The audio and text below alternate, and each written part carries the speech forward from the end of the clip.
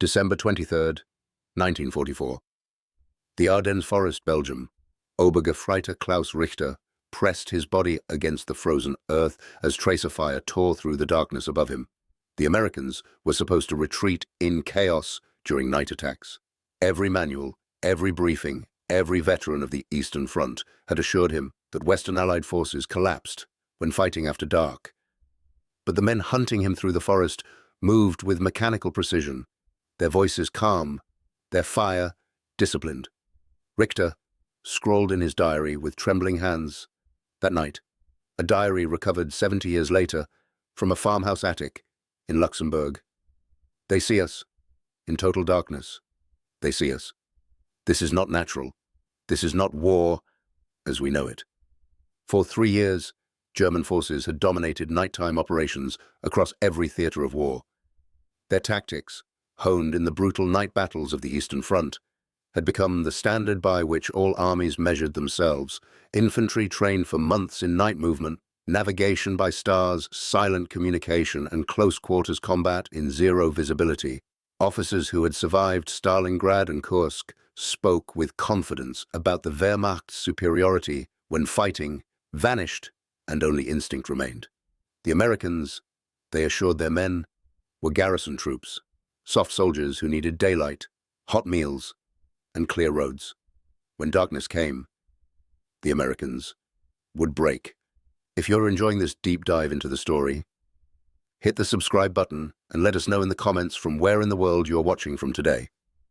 They were catastrophically wrong. The American military had spent 3 years and billions of dollars preparing for a war that would not pause when the sun set. What German troops encountered in the forests of France and Belgium was not an army that feared darkness, but one that had weaponized it. The psychological impact of facing American forces at night would prove more devastating than facing their armor in daylight.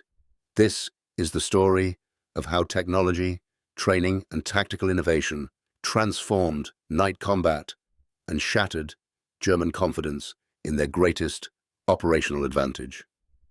The German confidence in night operations was not unfounded arrogance. It was earned through blood across 1,000 kilometers of Eastern Front. Night attacks had saved German formations from Soviet encirclement dozens of times.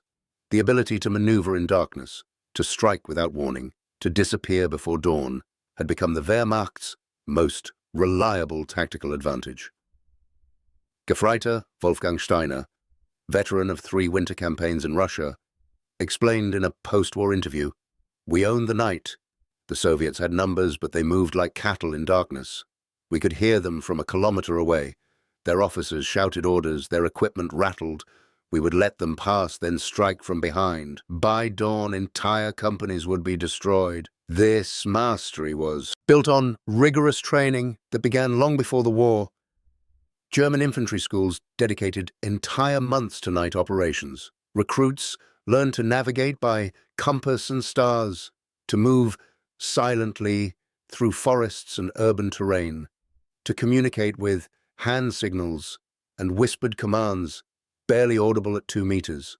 Officers studied the psychology of night combat, understanding that darkness magnified fear, that the unknown became the enemy's greatest weapon. Lieutenant Friedrich Wolf wrote in his training journal from 1938, "Night combat is 90% psychology.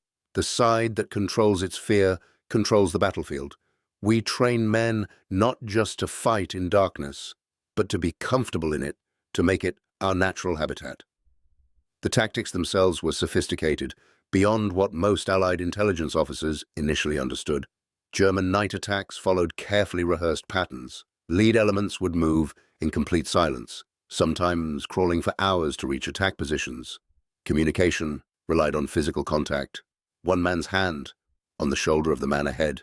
Weapons remained unloaded until the final moments to prevent accidental discharge. The attack itself came in waves, the first striking with grenades and close-quarters weapons, creating chaos, then melting away before defenders could organize. Subsequent waves would exploit the confusion, attacking from unexpected directions. By dawn, German forces would be gone, leaving only casualties and terror. This system had worked brilliantly against Soviet forces, who, despite their courage and determination, struggled with night discipline. It had worked adequately against British forces in North Africa. Though the British were learning, German commanders assumed it would work even better against Americans, whom propaganda depicted as undisciplined and dependent on firepower rather than tactical skill. Oberst Heinrich Becker, commander of the 516th Infantry Regiment, briefed his officers in November 1944 with absolute confidence. The Americans rely on artillery and air support. At night, they are blind. They will fire at shadows and waste ammunition. We will close with them before they understand we are there. Night attacks will break their green divisions. The first major test of this assumption came in the hedgerows of Normandy in July 1944. German forces, masters of defensive warfare, had turned the Norman bocage into a maze of death. Each hedgerow became a fortress, each field a killing ground. American advances that covered miles in daylight battles would stall completely when darkness fell. German commanders, watching American units dig in each evening, planned counterattacks designed to exploit what they perceived as American helplessness after dark. Hauptmann Werner Graf led such an attack on the night of July 18th against American positions near Saint-Lô. His company of 120 veterans, many from the Eastern Front, moved out at 2200 hours. They had studied the American positions all day, memorized distances, planned approach routes through dead ground. The night was moonless, perfect for infiltration. Graf's after-action report, captured by American forces 3 days later, recorded what happened. We advanced to within 50 meters of American lines without detection. Then the darkness exploded. Flares burst overhead, brighter than daylight. Machine gun fire came from positions we had not seen. Mortar rounds landed with impossible accuracy. We heard American voices, calm, directing fire by grid coordinates. How did they have grid coordinates in darkness? We withdrew with 40% casualties. The Americans never broke position. They fought as if it were noon. What Graf had encountered was not luck or coincidence, but the result of a massive American investment in night fighting capability. The United States Army had studied German night tactics carefully, analyzing after-action reports from North Africa, Sicily, and Italy. But rather than simply copying German methods, American planners had asked a different question. How do we make darkness irrelevant? The answer lay in technology, training, and a fundamentally different approach to night combat. The technological revolution began with illumination. American forces deployed artillery shells designed specifically for night fighting. The M314 illumination round could keep a battlefield lit for 60 seconds, each shell producing 1 million candle power. Forward observers, trained extensively in night fire missions, could call in illumination that would turn night into day within 90 seconds of contact. Batteries were pre-positioned to provide overlapping coverage, ensuring no gap in illumination. Feldwebel Otto Hartmann, captured near Metz, described the experience. We heard no aircraft, saw no searchlights. Yet, suddenly, the entire battlefield was visible. Trees cast shadows. We could see our own faces. Then the mortars came. They had seen us, marked us, and now they killed us with precision. We could not hide. We could not maneuver. Darkness, our greatest ally, had betrayed us. But illumination was only the first layer of American night fighting capability. The radios proved equally transformative. Every American rifle company had multiple SCR 536 handheld radios and SCR 300 backpack radios that worked reliably at night. German forces, despite their tactical sophistication, suffered from radio equipment that was heavy, unreliable, and scarce. Company commanders often communicated by runner, even in defensive positions. American company commanders could coordinate with battalion artillery, call for illumination, request additional forces, and maintain contact with adjacent units all within minutes. The speed of American reaction to night contact shocked German veterans, accustomed to opponents who needed hours to organize counterattacks. Lieutenant Hans Kruger, captured during the Battle of the Bulge, explained the psychological impact in his interrogation. "We attacked an American position at night. Standard infiltration. We killed the forward sentries silently. We were inside their perimeter when suddenly every American seemed to know where we were. Mortar fire landed on our assault group. Machine guns fired from positions we had bypassed. Within 5 minutes, their entire battalion was alert and fighting. On the Eastern Front, such an attack would have succeeded. The Soviets would have panicked. Units would have fired at each other in confusion. These Americans coordinated in darkness as efficiently as in daylight. We realized then that night gave us no advantage." The training American forces underwent for night operations was qualitatively different from German methods. Rather than training men to be comfortable in darkness, American doctrine focused on eliminating darkness as a factor. Infantry practiced night firing with tracer ammunition until shooting at sound and muzzle flash became instinctive. Units conducted live fire exercises at night repeatedly until movement and communication under illumination became routine. Artillery forward observers learned to direct fire using sound, studying the acoustic signatures of different weapons. Every soldier memorized rally points, prearranged fire plans, and communication protocols for night contact. The doctrine itself reflected American industrial thinking applied to combat, where German tactics relied on stealth and surprise. American tactics relied on overwhelming prepared response. American positions at night resembled defensive factories, each element understanding its role, each weapon pre-positioned, each fire plan rehearsed.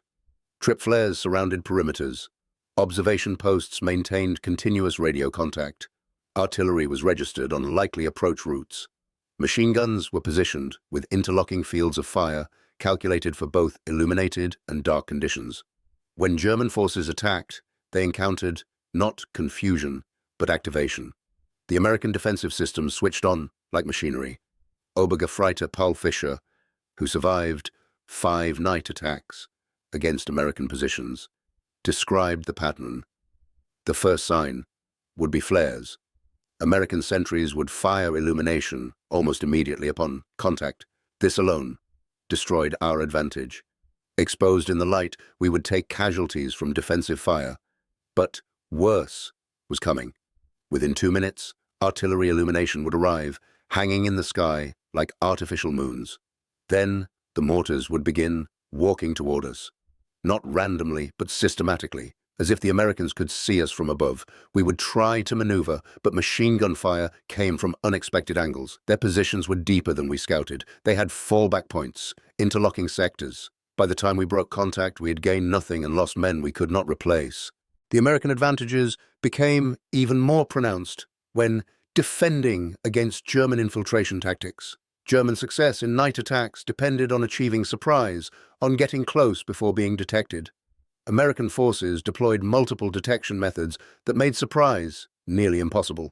Sound-ranging equipment, developed for artillery spotting, was adapted for detecting movement. Seismic sensors, primitive by modern standards but revolutionary in 1944, could detect footsteps at surprising distances. Tripwires connected to flares and alarms created defensive networks that German scouts struggled to penetrate silently. More important than any single technology was the American approach to defensive sectors. German night attacks relied on finding gaps, exploiting the seams between units. American defensive doctrine eliminated seams through overlapping responsibility zones and continuous communication. Battalion S2 intelligence officers maintained night maps showing every unit position, every fire plan, every illumination mission. When contact occurred, this information allowed instant coordination. Adjacent units would shift fire to support engaged positions. Reserve platoons would move to block penetrations. Artillery would seal avenues of withdrawal. The defensive system functioned as an integrated whole rather than isolated positions. The psychological dimension of American night fighting capabilities extended beyond technology and training. German soldiers, conditioned to view night as their domain, experienced profound disorientation when that advantage disappeared. Gefreiter Helmut Weber wrote in a letter intercepted by censors, "We were told Americans fear darkness, that they huddle in their positions waiting for dawn. This is a lie. They do not fear night because they have made night into day. They have stolen our advantage through machines and lights and radios. What does courage matter when the enemy sees you always? What does training matter when artillery finds you in darkness? We fight not soldiers, but a system. And the system does not sleep, does not fear, does not break." This demoralization intensified as German forces realized the Americans were not simply defending well at night, they were attacking. American doctrine included aggressive patrolling that German forces found unnerving. Squad-sized patrols would move into German-held territory at night, supported by artillery illumination on call, guided by radio, seeking contact rather than avoiding it. These patrols operated with confidence that shocked German veterans. They moved deliberately rather than stealthily, trusting in firepower and support rather than surprise. When they made contact, they would fix German positions with fire while calling in mortar illumination and requesting additional forces. Feldwebel Kurt Zimmermann described encountering an American patrol. "We heard them coming. They made no attempt at silence. We prepared to ambush them as they walked into our position. But before we could fire, illumination rounds burst overhead. The Americans had called artillery to light their own path. They saw us instantly and opened fire. We returned fire, but more illumination came, and mortars began landing. We withdrew, pursued by men we could not lose, because they could see us under artificial light. This was not patrolling. This was hunting, and we were the prey." The Battle of the Bulge. In December 1944 would provide the ultimate test of German night-fighting doctrine against American defensive capability. Hitler's plan depended heavily on winter weather, eliminating American air superiority, and on night attacks, exploiting what German intelligence still believed was American weakness in darkness. The offensive's success required German forces to advance rapidly through American lines at night, creating chaos and preventing organized resistance. Generalfeldmarschall Gerd von Rundstedt expressed skepticism about the plan, but his officers assured him that American forces, especially Green divisions in the Ardennes, would collapse under determined night assault. They were basing strategy on an assumption that had already been proven catastrophically wrong. The German assault began at 05:30 on December 16th. In darkness and fog, the German planners believed would paralyze American responses. For the first hours, the plan seemed to work. American units, surprised by the massive offensive, fell back in confusion. German commanders reported successful penetrations, American positions overrun, entire companies scattered. But as daylight came and the fog persisted, a different picture emerged. American units that had been bypassed or surrounded had not collapsed. They had established defensive positions, called in artillery support, and were fighting with coordinated intensity that German commanders found baffling. The night had not broken American resistance. It had merely delayed their response. Oberleutnant Werner Hartmann, leading a Kampfgruppe through the Losheim Gap, wrote in his diary on December 17th, "We advanced 12 kilometers. In the first night, overrunning American positions that seemed poorly prepared, we believed we had shattered their line. At dawn, we discovered the truth. The Americans had withdrawn to prepared positions we had not detected. As we attempted to continue the advance, artillery fire of devastating accuracy began falling. They had night observation posts we never found. They had radios at every level. They had coordinated our destruction while we thought we were winning. By nightfall, we had advanced 3 more kilometers and lost 30% of our strength." The night fighting during the Battle of the Bulge revealed capabilities that German intelligence had not fully grasped. American forces were employing infrared technology that seemed almost supernatural to German soldiers who encountered it. The T-120 infrared searchlight, mounted on M3 half-tracks, could illuminate targets up to 300 meters away with light invisible to the naked eye. Crews wearing infrared viewing devices could see German infantry moving in what appeared to be complete darkness. The psychological impact on German soldiers who came under fire from positions they could not see, in darkness, they believed was total, proved devastating. Gefreiter Anton Müller, captured near Bastogne, described the experience during interrogation. "We were moving through forest at night, total darkness. We believed ourselves invisible. Suddenly, machine gun fire came from directly ahead. Precise fire. Not the wild shooting of frightened men, but aimed fire that killed 3 men in seconds. We could see nothing. No muzzle flashes, no lights, nothing. We returned fire blindly, but the American fire continued, methodical, deadly. We withdrew in panic. Later, a captured American soldier told us about their seeing devices. They watched us, like cats watching mice. We had no defense against technology that made darkness transparent." The siege of Bastogne demonstrated another dimension of American night fighting superiority. German forces surrounded the American 101st Airborne Division, cutting them off from ground supply. Traditional military doctrine suggested surrounded forces would weaken rapidly, especially when attacked repeatedly at night. German commanders planned to reduce the pocket through continuous night attacks that would exhaust defenders and prevent rest. Instead, American defenders turned Bastogne into a fortress that functioned as efficiently at night as during day. Defensive sectors were precisely mapped. Artillery concentrations were pre-registered on every approach route. Trip flares and observation posts created an early warning network. Radio communications allowed coordination between isolated positions. Hauptmann Friedrich Koch, whose regiment attacked Bastogne on the night of December 22nd, reported an experience that would become depressingly familiar to German forces. "We attacked under cover of darkness, believing this would negate American artillery superiority. Within minutes of making contact, illumination rounds turned night into day. We could see their positions clearly. They could see us. Artillery fire arrived with precision that seemed impossible for nighttime conditions. We learned later that American forward observers had registered every position during daylight, that they maintained communications with artillery batteries even under fire, that their system required only coordinates to deliver devastating fire. Our night attack accomplished nothing except casualties we could not afford." The American air resupply of Bastogne, executed during brief breaks in weather, further demonstrated capabilities that shattered German assumptions.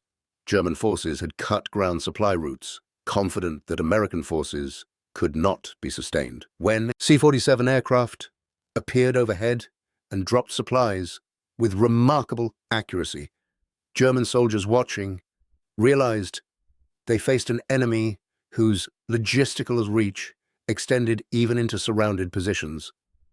The supplies themselves told a story. American forces received not just ammunition, but medical supplies, including plasma and morphine, winter clothing, hot food containers, and even Christmas packages.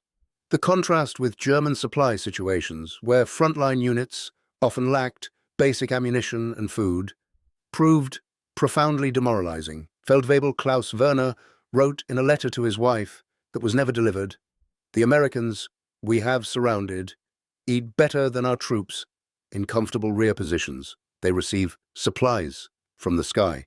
They have medicine we can only dream of. They fight at night as well as day. They show no sign of surrender, though we outnumber them. I begin to understand we cannot win this war.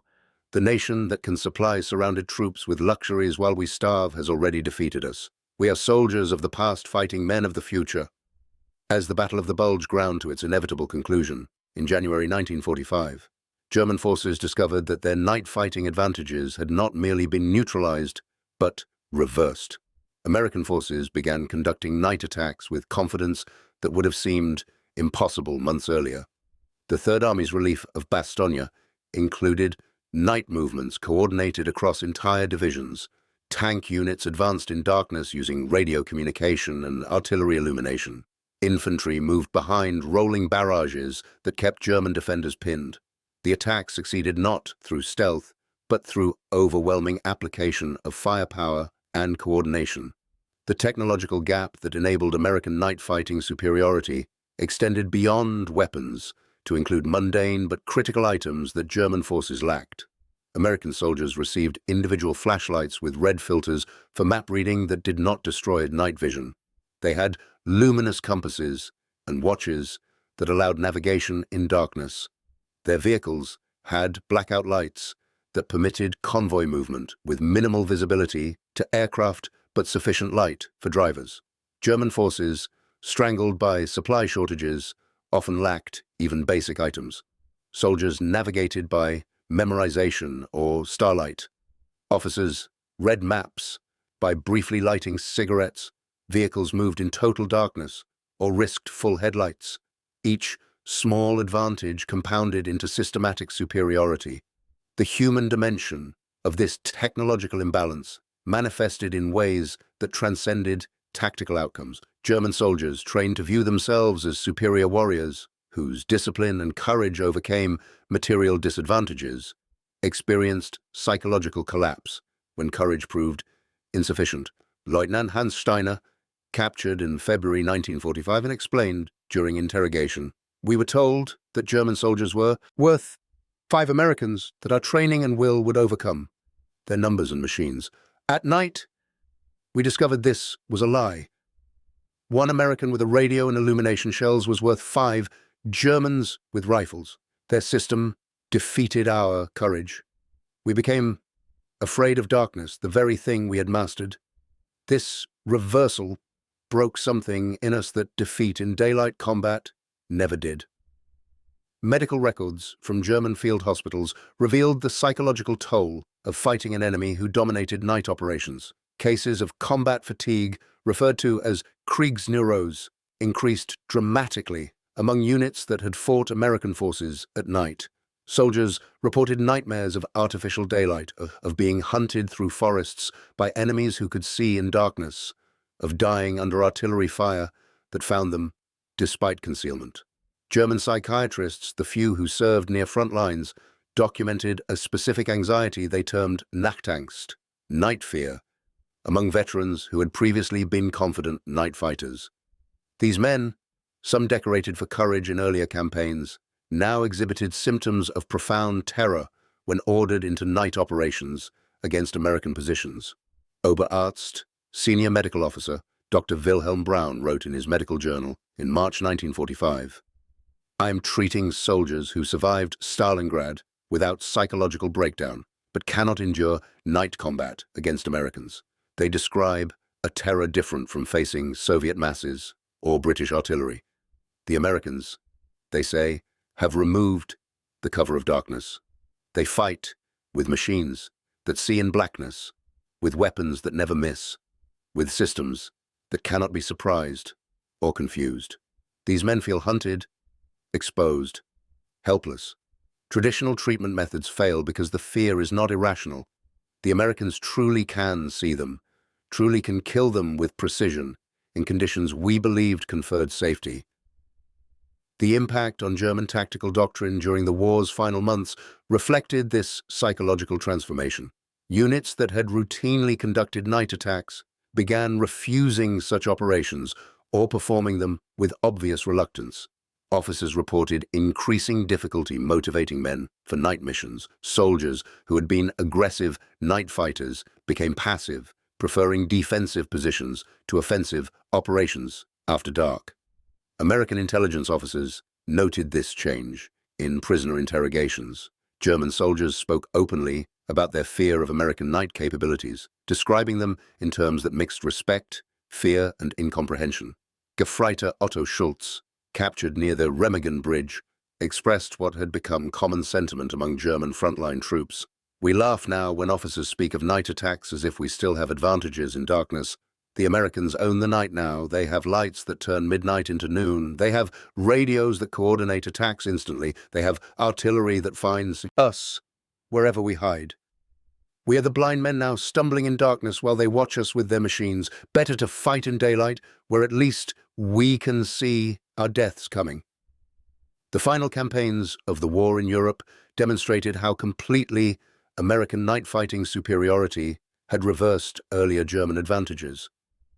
During the Rhine crossings in March 1945, American forces conducted extensive night operations that German forces proved unable to counter effectively. Engineers constructed bridges under illumination that turned the river into daylight.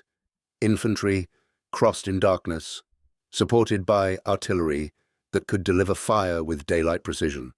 German counterattacks, launched at night in desperate attempts to destroy the bridgeheads, walked into defensive fires that seemed impossible to evade. American forces anticipated every approach, prepared every response, coordinated every element of defense with efficiency that German soldiers found inhuman. Lieutenant Werner Koch, whose company attempted a night counterattack against the Remagen bridgehead, survived to describe an experience that had become typical. We moved carefully, using every lesson learned in 3 years of war. We approached silently. We avoided skylines. We coordinated our assault perfectly. Then the Americans activated their system. Flares, then artillery illumination, then mortars, then machine guns from positions we had not located. Within 10 minutes, my company ceased to exist as a fighting force. We had advanced 200 meters. We lost 80 men. We accomplished nothing. This was not combat. This was execution. The final irony of German night fighting doctrine was that its very sophistication made its failure more psychologically devastating. German soldiers had invested enormous training time and professional pride in night operations.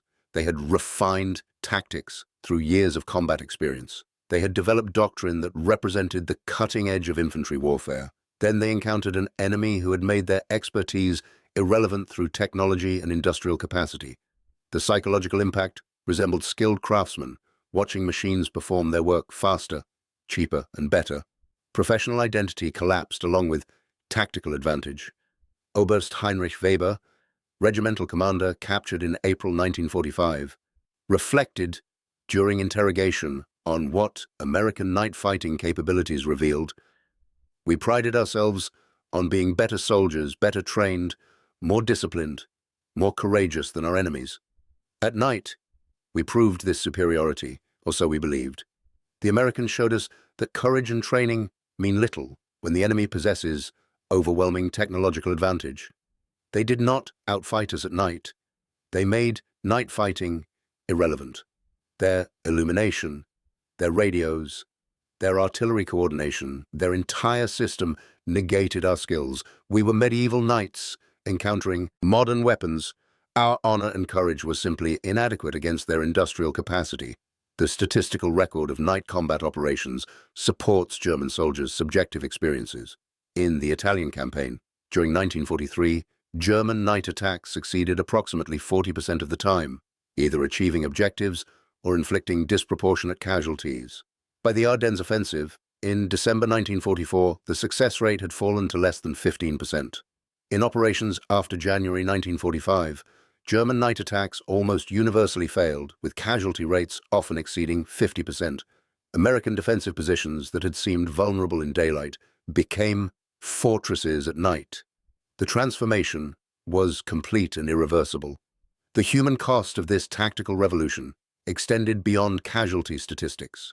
German soldiers who survived the war carried psychological scars from fighting an enemy who dominated an environment they had believed was theirs. Veterans spoke in post-war interviews about the terror of night combat against American forces with emotion they rarely showed, discussing other experiences. The fear was not simply of death, which frontline soldiers accepted, but of helplessness, of being seen without seeing, of being hunted without recourse, of technology making courage and skill meaningless. Fritz Hartmann, former Obergefreiter of the 7th Army, spoke in a 1978 interview about his experiences. "I fought Russians, British and Americans. The Russians I respected for their toughness, the British I respected for their professionalism, but the Americans at night, they frightened me in ways combat had never done. They fought with machines and systems we could not counter. I had nightmares for 20 years after the war, not of battle, but of being trapped in darkness while lights blazed overhead and shells fell with impossible accuracy. The Americans taught me that modern war is not about courage, but about capacity, not about soldiers, but about systems." The broader strategic implications of American night fighting superiority affected German planning throughout the war's final year. Operations that depended on night movement became increasingly risky. Supply convoys that had moved under darkness to avoid air attack faced American ground forces capable of engaging them effectively at night. Retreats that had been conducted at night to minimize casualties became deadly as American pursuit continued after dark. The Wehrmacht lost one of its most reliable tactical tools, limiting options for commanders already facing overwhelming disadvantages in firepower and logistics. The transformation of night combat during the Second World War represented more than tactical evolution. It exemplified the fundamental conflict between two approaches to warfare. German doctrine emphasized the human element, skilled soldiers whose training and discipline created advantages. American doctrine emphasized systematic application of industrial capacity to eliminate enemy advantages.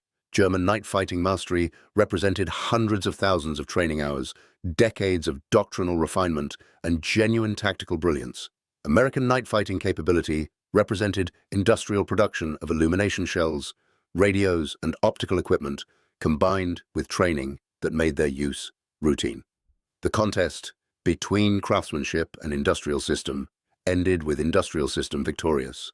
For German soldiers who experienced this transformation, the psychological impact extended beyond military defeat to existential crisis. They had been taught that German superiority in training, discipline, and tactical skill would overcome material disadvantages. Night fighting had been proof of this superiority. When that proof evaporated under American illumination shells and radio-coordinated artillery, it shattered a fundamental belief about German military identity.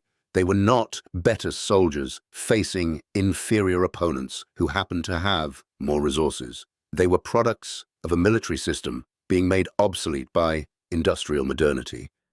The lessons German soldiers learned in darkness between 1943 and 1945 would influence military thinking for generations. The recognition that technology could negate traditional military virtues, that industrial capacity could override tactical skill, that systematic coordination could defeat individual courage. These insights shaped post-war understanding of modern warfare.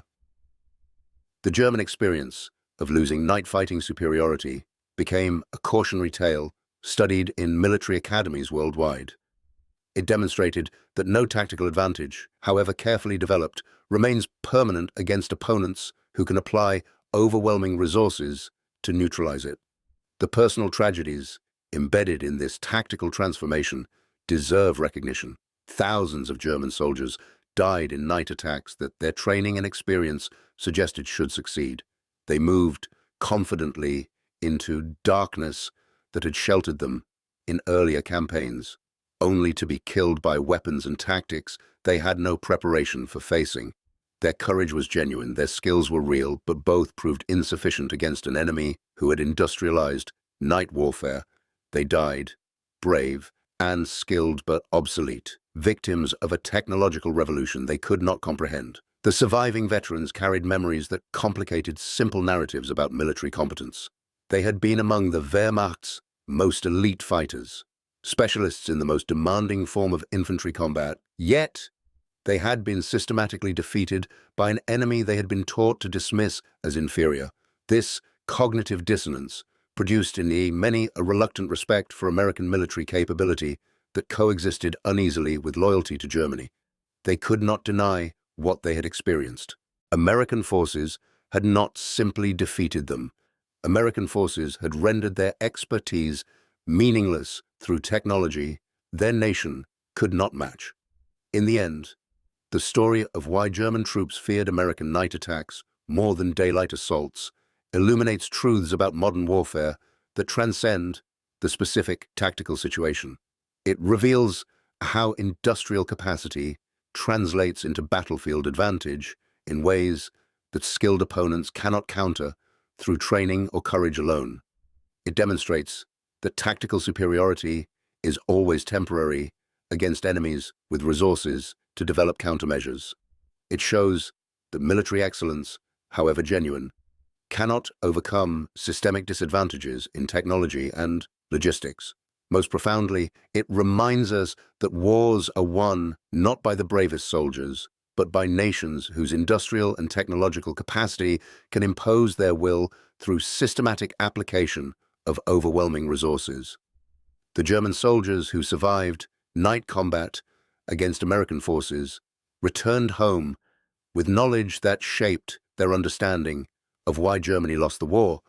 They had witnessed firsthand the gulf between German military capability and American industrial might. They had learned that courage, discipline, and tactical skill, the virtues German military culture valued above all else, proved inadequate against an enemy who approached war as an engineering problem to be solved through technology and coordination. This knowledge was bitter but valuable. It helped Germany understand, in defeat, that future security could not rest on military prowess alone, but must include economic strength and technological development. The transformation of night combat during the Second World War stands as testament to how industrial societies wage war in the modern age. The Germans brought craftsmanship to night fighting, developing through years of experience a sophisticated tactical system. The Americans brought industrial mass production, manufacturing technological solutions faster than opponents could adapt. The contest between these approaches ended decisively, teaching lessons that remain relevant whenever military skill confronts industrial capacity. In darkness, under artificial suns created by American industry, German soldiers learned what defeat in the modern age truly meant. Not the loss of courage or will, but the obsolescence of methods in the face of overwhelming technological and systematic superiority. Thank you for watching. For more detailed historical breakdowns, check out the other videos on your screen now, and don't forget to subscribe.